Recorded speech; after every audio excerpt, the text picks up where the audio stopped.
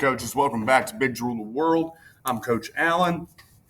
We're continuing today with our series on the Final Four teams from the NFL and trying to give you a look at what they did as teams this past year in 2020 that you could probably take a lesson from for your high school, your youth, or your semi-pro, or your college, whatever level of offense you're looking at. A lot of it is looking at statistical stuff. And we'll be back to the straight Big Rule the World stuff very soon. But we're also getting in here soon to look in the spread offense. Some of this history stuff, some of this number stuff. It's big for geek kids like me, stat number guys. I'm a math teacher. So that's one of the things I enjoy the series. If you want to go into some more of my drill tape and stuff, you're welcome to. First thing, efficiency leads to success. So Green Bay Packers, look at their numbers. They total out last year as the number one scoring offense in the NFL, also number one in time of possession, number one in giveaways, number two on third down percentage, number two on sacks allowed, and they were also 80% in the red zone, as well as being top 10 in total offense, passing, and rushing.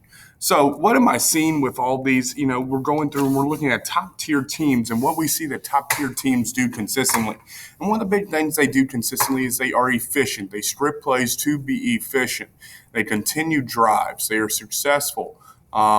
It's not necessarily a lean on the pass or the run, as you see Green Bay very well known for like Aaron Rodgers, but the run game's there too. They're creating efficiency by not giving up sacks. That comes from being scripted. That comes from Aaron Rodgers being Aaron Rodgers. But also you can script that in based on your offensive line's health, based on your offensive line's strengths, their health, everything. 11 giveaways, that's preaching ball security right there. 49.44% on third down. You don't get that unless you script that, unless you preach that.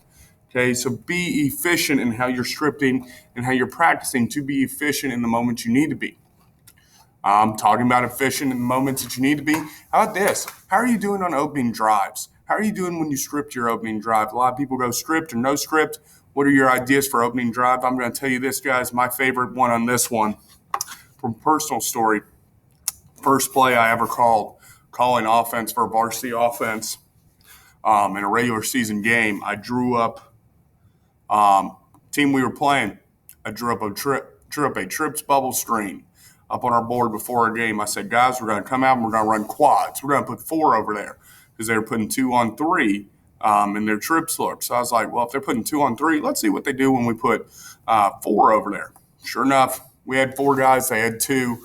We took the opening play for a 78-yard touchdown. So Green Bay last year scored. You see NFL games, it doesn't happen like that. A lot of times, if you watch an NFL game, it's like a boxer trying to, feel each other out. Green Bay scored 73 points on opening drives, best in the league in over 20 years.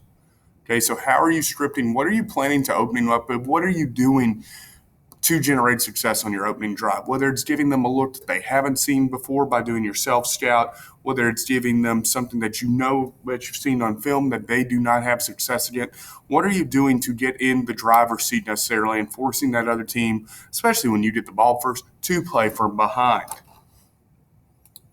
And then the science of motion. Pre-snap motion increases success. I'm reading this article right now that talks about just sort of how pre-snap motion, the efficiency on passing last season.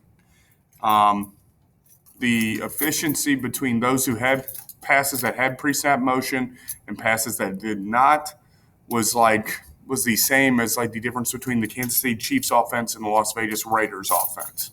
Was the stat that was thrown out. It increases tremendously. So what you see from Matt LaFleur is a lot of influence from Sean McVay.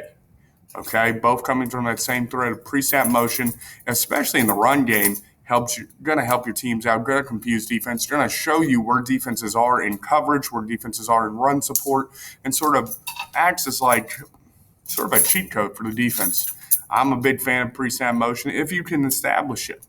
It's one of those things that I wanted to add more and more as we got going as an offensive coordinator. I like it a lot. But just some ideas for you, 3 takeaways you can take from the Green Bay Packers. And we didn't even talk about the Lombardi toss sweep. Until next time, coaches, remember, if you want to dominate on the scoreboard, you got to dominate in the trenches. If you want to dominate in the trenches, you got to remember that Big Rule of the World. I'll see you next time.